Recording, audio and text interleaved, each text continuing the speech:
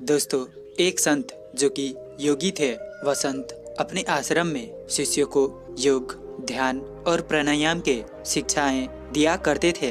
वह संत अपनी कई वर्ष हिमालय की गुफाओं में साधना करते हुए बिताए थे, जहां वो संत बहुत से सूक्ष्म मानवीय आयामों को गहराई से समझा था। और अब वो संत अपने इस अनुभव और ज्ञान को सभी लोगों तक पहुंचाना चाहते थे। एक दिन वह संत अपने शिष्यों के साथ एक गांव में ठहरे थे। वहीं एक युवा व्यक्ति संत के पास आया और वह व्यक्ति संत को प्रणाम किया और संत से पूछा कि गुरुजी, हमारे पूजनीय पुराने ऋषि मुनि और महात्मा यह कहते हैं कि योग, ध्यान और प्राणायाम का मूल आधार हमारा सांस ही है। क्या हम अपनी सांसों पर नियंत्रण पाकर क्या हम अपने मन और विचारों पर नियंत्रण पा सकते हैं? गुरुजी, क्या है सांसों का विज्ञान, सांसों का रहस्य और सांसों का यौगिक विज्ञान? कृपया आप हमें विस्तार में बताएं, मुझे मार्गदर्शन करें। और तब वह संत कहते हैं, जरूर बताऊंगा, लेकिन इसे तुम्हें बहुत ध्यान लगाकर सुनो, क्योंकि यह बहुत महत्वपूर्ण विषय है, तो इसे ध्यान से समझना। दोस्तों, आप सभी से ये विनती है कि आप भी इस कहानी को ध्यान से अंत तक सुने और साथ ही इस चैनल पर नए हो तो हमारे चैनल को सब्सक्राइब जरूर कर ले।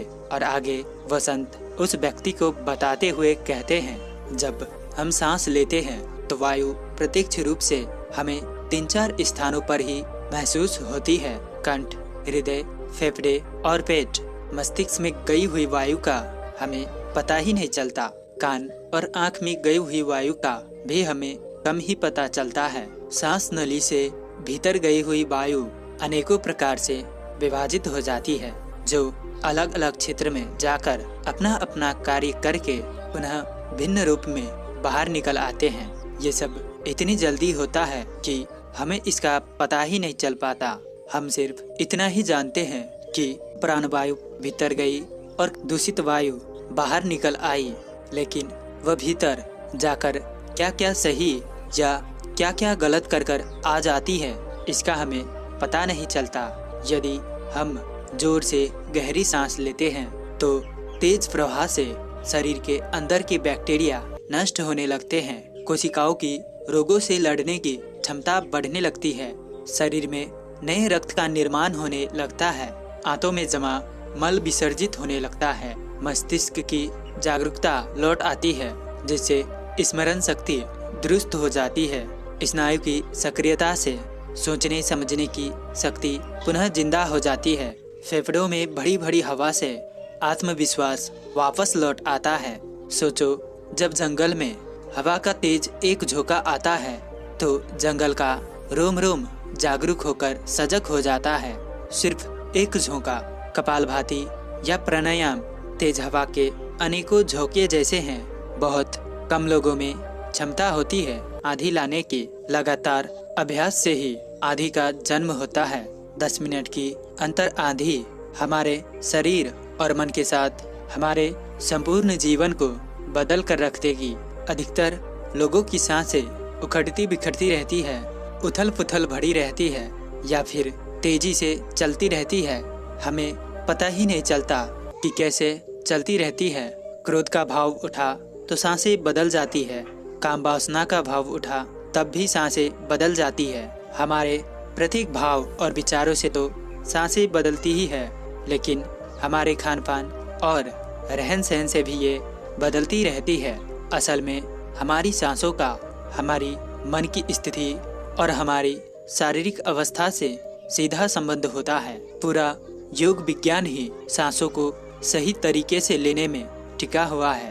तो अगर हम सांसों को सही तरीके से लेना सीख जाते हैं तो हमारा जीवन जादू की तरह बदल जाएगा।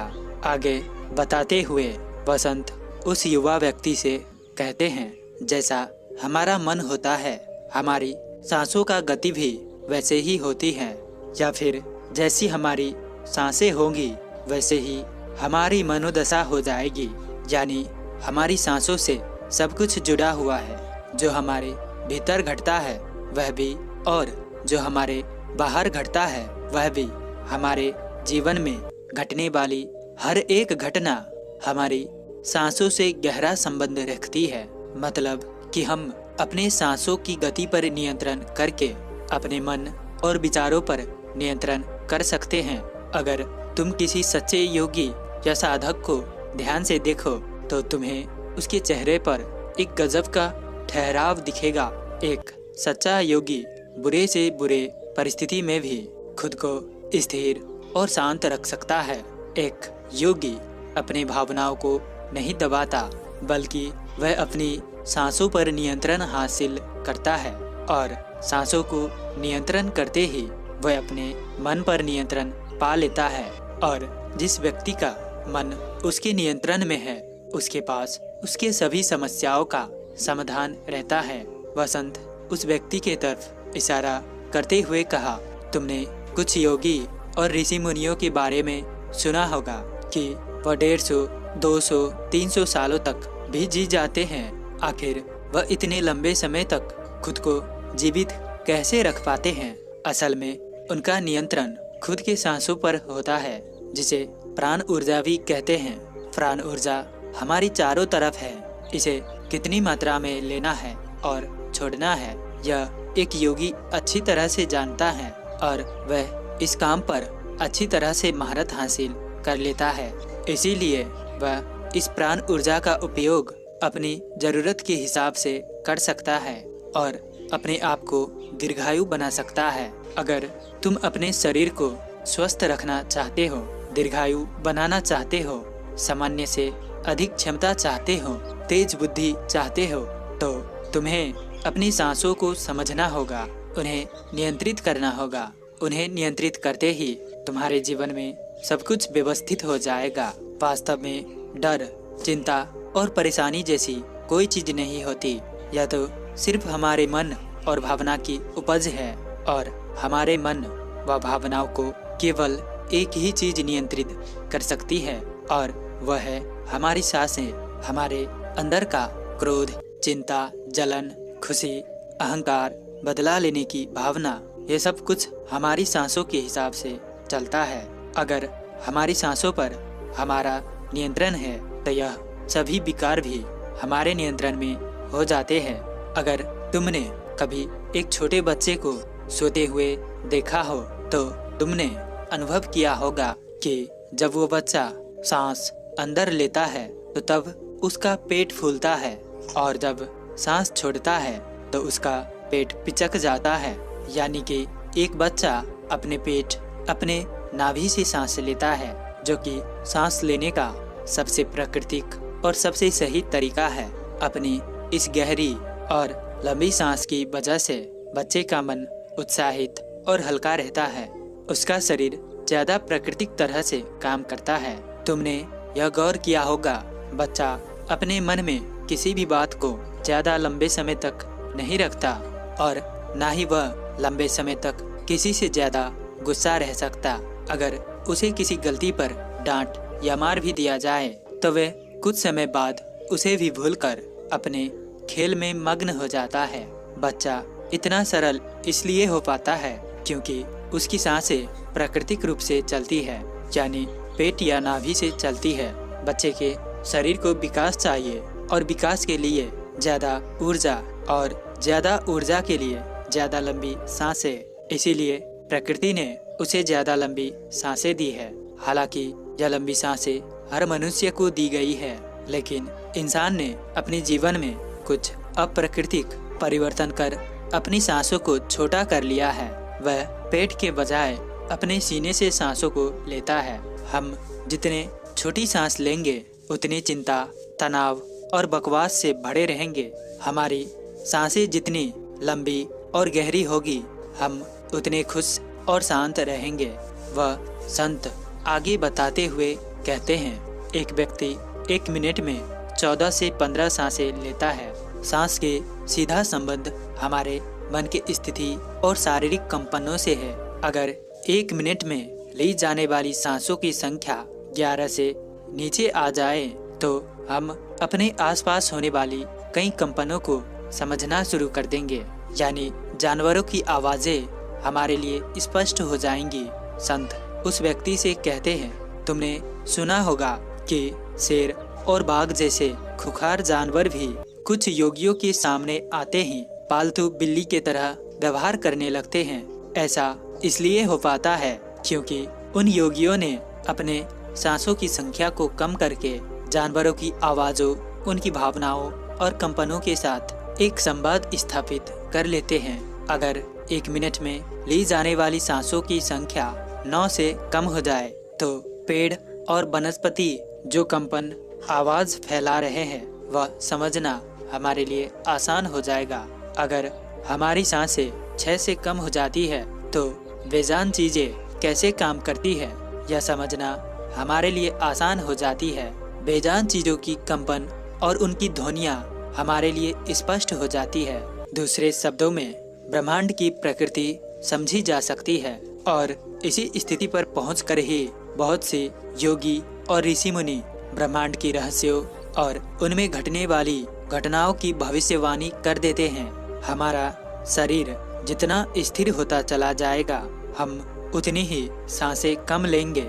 अगर हम अपने पूरे शरीर को स्थिरता के एक निश्चित स्तर पर ले आएं और बहुत तेजी से सांस ना ले रहे हो तो हमारा बोध बढ़ता चला जाता है।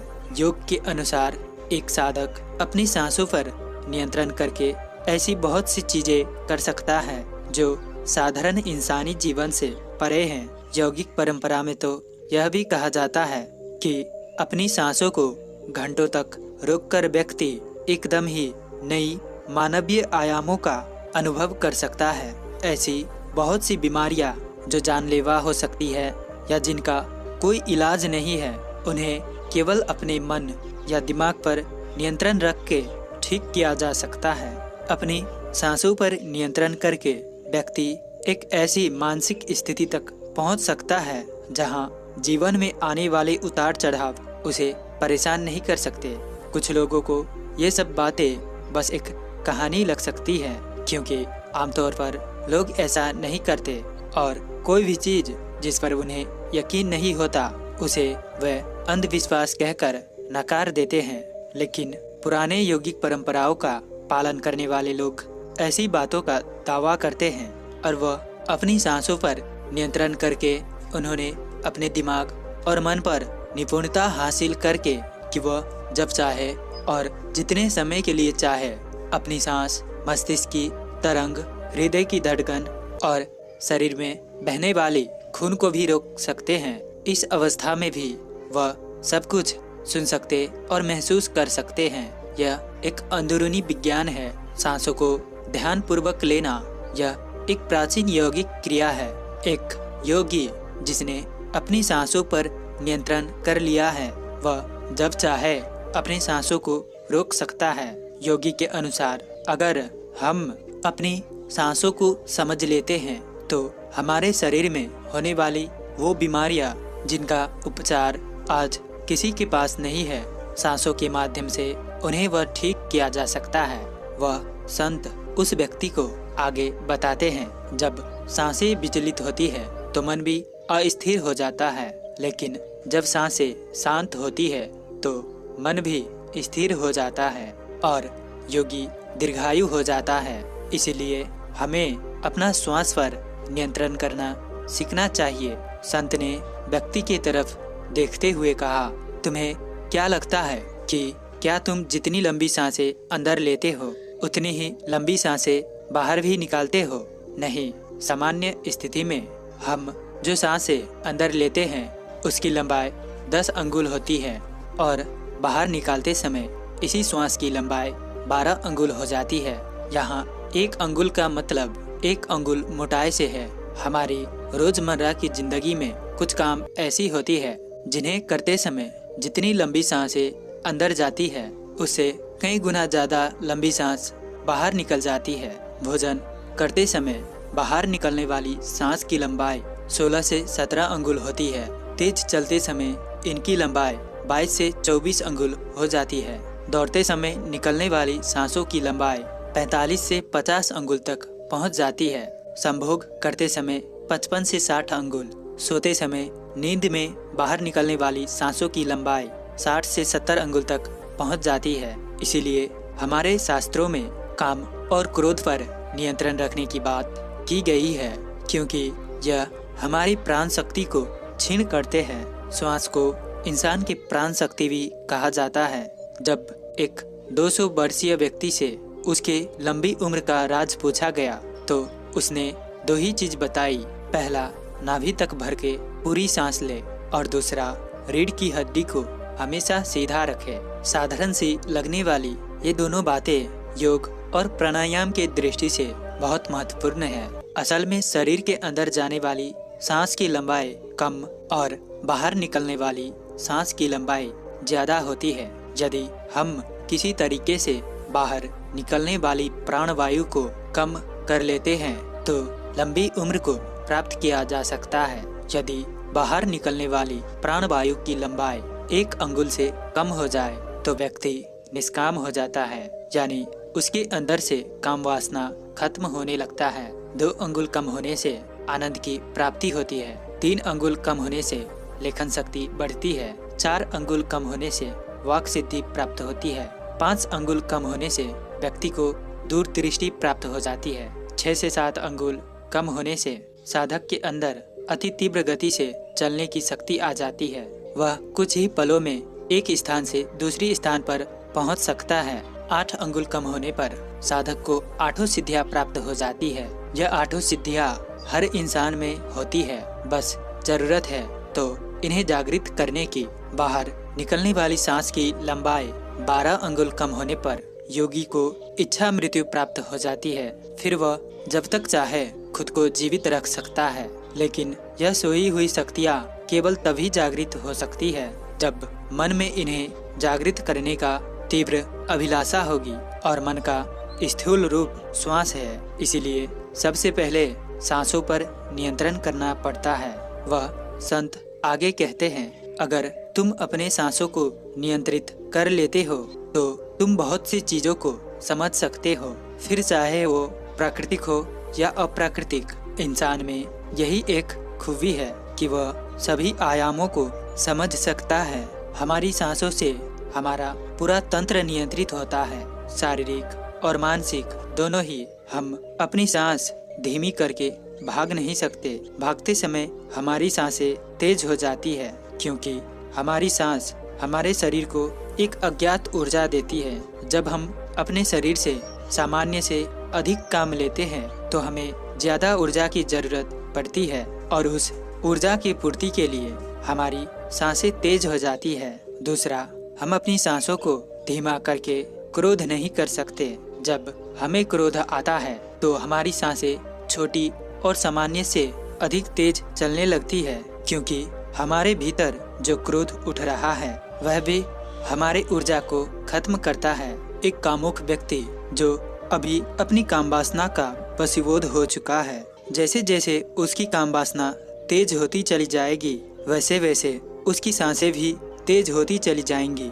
यानी कि कोई भी व्यक्ति अपनी सांसों को धीमा करके काम वासना में नहीं उतर सकता। जिन योगियों ने काम सूत्र लिखा या काम वासना को समझा, उन्होंने जान लिया था कि काम वासना को नियंत्रित कैसे किया जा सकता है या कैसे ब्रह्मचर्य में उतरा जा सकता है। तो असल में हमारी सांसों की गहराई और उसकी गति से हमारी पूरे शारीरिक और मानसिक तंत्र पे प्रभाव पड़ता है, जिसमें से कुछ हम बाहरी रूप से देख सकते हैं, जैसे मनुष्य का खुश होना, गुस्सा करना या भागते समय उसकी सांस फूलना। सांसों पर नियंत्रण करने के बाद हमारे भीतरी विचारों पर भी प्रभाव पड़ता है। सांसों को बदलकर हमारी भावनाओं और विचारों को भी तुरंत बदला जा सकता है।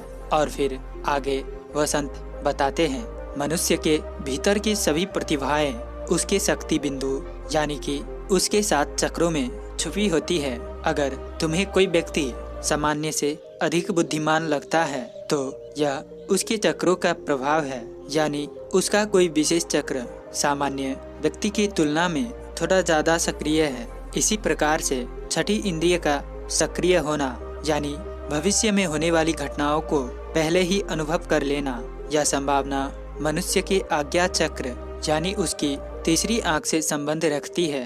लेकिन कभी भी यह सातों चक्र किसी भी व्यक्ति में पूरी तरह से जागृत नहीं हो पाते। किसी में ज्यादा तो किसी में कम, बस मात्रा का फर्क होता है। असल में व्यक्ति की सबसे बड़ी गलती यह है कि वह सीधे अपने मन पर नियंत्रण करने का प्रयास करता है, जो कि संभव नहीं है। उसे सबसे पहले अपनी सांसों पर नियंत्रण करने का प्रयास करना चाहिए। मन खुद व खुद नियंत्रित हो जाएगा। हम इंसान अपने पांचों इंद्रिय अंग नाक, कान, आँख, जीभ और त्वचा के माध्यम से इस जीवन को महसूस कर पाते हैं। लेकिन ऐसे बहुत से सूक्ष्म रहस्य और आयाम हैं जिन्हें ये हमारे पांचों इंद्रियां नहीं पकड़ सकती है। उदाहरण के लिए एक कुत्ता जिस सूक्ष्म कंपन और सुगंध को पकड़ और महसूस कर सकता है, वह एक साधारण इंसान नहीं कर सकता। एक बिल्ली किसी भी अनहोनी को पहले ही महसूस कर लेती है और रोने लगती है। एक गिद्ध जो बहुत ऊंचाई से भी जमीन पर चलने वाले छोटे छोटे जीव को देख लेता है। साथ ही बंदर और ऐसे बहुत सी पक्षी हैं जो किसी भी प्राकृतिक आपदा जैसे भूकंप, ग्रहण, समुद्री तूफान आदि के आने से पहले ही उसके कंपनों को महसूस कर लेते हैं और घटना के घटने से पहले ही सुरक्षित जगहों को देखकर खुद को उसमें छुपा लेते हैं। इन घटनाओं की कंपनों को मनुष्य नहीं पकड़ पाता। तो इस बात से हमें पता चलता है कि हमारे आसपास ऐसे बहुत से कंपन और तरंगे हैं जिन्हें हमारी ये पांचों इंद्रियां नहीं पकड़ सकती, लेकिन कुछ जीव जंतु उन्हें पकड़ और समझ सकते हैं। तो अगर उन पशु पक्षियों की यह संभावना हमें मिल जाए तो हम एक अद्भुत मनुष्य बन सकते हैं। और क्योंकि हर जीव जंतु के सांसों की संख्या और उसके लेने का तरीका अलग अलग होता है और इसीलिए उन सब में संभावनाएं भी अलग अलग होती है। अगर हम भी अपने अंदर कुछ ऐसी अलौकिक विशेषताएं चाहते हैं तो अभ्यास के माध्यम से हमें अपनी सांसों की संख्या को कम करना होगा और उस स्तर पर ले जाना होगा जहां पर हम इन कंपनों को महसूस कर सके। एक कुत्ता जो कि 1 मिनट में 27 से 28 सांसें लेता है, वह 10 से 12 साल तक जीता है। एक इंसान 1 मिनट में 14 से 15 सांसें लेता है और वह 80 से 100 साल तक जी सकता है। लेकिन एक कछुआ जो कि 1 मिनट में सिर्फ 5 से 6 बार ही सांसें लेता है, वो 500 से 600 साल तक भी जी सकता है। इससे साफ स्पष्ट है कि जिस जीव के सांसों की संख्या जितनी कम होती है वो उतनी ही लंबी आयु तक जी सकता है। इसी चीज को समझकर हमारी पूर्वजों ने सांसों की संख्या को कम और उसकी गहराई को ज्यादा करने की विज्ञान पर काम करना शुरू कर दिया था, क्योंकि वो समझ गए थे इंसान को जीने के लिए साल या महीने नहीं बल्कि एक निश्चित संख्या में सांसें मिलती है और सांसों के लेने की गति को कम करके उम्र को लंबा किया जा सकता है। लेकिन सांसों की धीमा और लंबा होने की यह गति प्राकृतिक रूप से होना चाहिए। इसमें व्यक्ति को श्वास के साथ किसी प्रकार के जोर जबरदस्ती नहीं करनी चाहिए, बल्कि अभ्यास के माध्यम से नाभि से भरकर सांस लेने को अपने जीवन का एक हिस्सा बना लेना है। इसके बाद वसंत एक लंबी सांस लेते हैं और कहना शुरू करते हैं। यौगिक प्रक्रिया में एक शब्द होता है नाद या अनहद नाद। यह एक ब्रह्मांडीय ध्वनि है। यह ध्वनि किसी साधारण मनुष्य को सुनाई नहीं दे सकती, क्योंकि यह वह ध्वनि नहीं है जो किसी टकराव से पैदा होती है। ध्वनि का सीधा सा विज्ञान है, जहाँ टकराव या घर्षण होगा वहीं कंपन होगा और वहीं से ध्वनि उत्पन्न होगी। और टकराव से पैदा हुई इस ध्वनि को हमारी इंद्रिय यानी हमारी कान सुन सकते हैं, परंतु हमारे शरीर के भीतर कुछ सूक्ष्म इंद्रियां भी निवास करती है जो अक्सर निष्क्रिय और शांत रहना पसंद करती है। अगर हम इन इंद्रियों को सक्रिय कर लेते हैं तो वो नाद की ध्वनियों को सुन सकती है। नाद एक ऐसी ब्रह्मांडीय ध्वनि है जो किसी घर्षण या टकराव से पैदा नहीं होती है। यह ध्वनि बाहर भी है और हमारे भीतर भी, लेकिन जो व्यक्ति मानसिक अवस्था के उस स्तर तक नहीं पहुंचा, उसके लिए यह ध्वनि केवल एक कल्पना मात्र हो सकती है। लेकिन अगर तुम चाहो तो सही अभ्यास के माध्यम से इसे सुन सकते हो। तभी वह व्यक्ति ने पूछा, लेकिन गुरुजी, वो अभ्यास क्या है? और तब वो संत कहते हैं, सबसे पहले तो तुम्हें कुछ समय एकांत में बैठकर अपनी सांसों पर ध्यान देना है। देखो कि तुम्हारे सांसें सीने से आ रही है या पेट से। अगर सांस सीने से आ रही है तो सांस को पेट से लेने का प्रयास करो, यानी जब तुम सांस अंदर लो तो पेट फूले, और जब तुम सांस छोड़ो तो पेट पच के धीरे धीरे समय के साथ तुम्हारे सांस का केंद्र तुम्हारे नाभि से होता हुआ उसके नीचे चला जाएगा। यानी अब तुम्हारी सांसें तुम्हारे नाभि के नीचे से आ रही होंगी। लेकिन जिस दिन तुम्हारी सांसें प्राकृतिक रूप से बिना ध्यान दिए और बिना तुम्हारे प्रयास किए रातों दिन तुम्हारी नाभि के नीचे से चलने लगेंगी, उसी पल से तुम नाद की ध्वनि को सुनने में सक्षम हो जाओगे।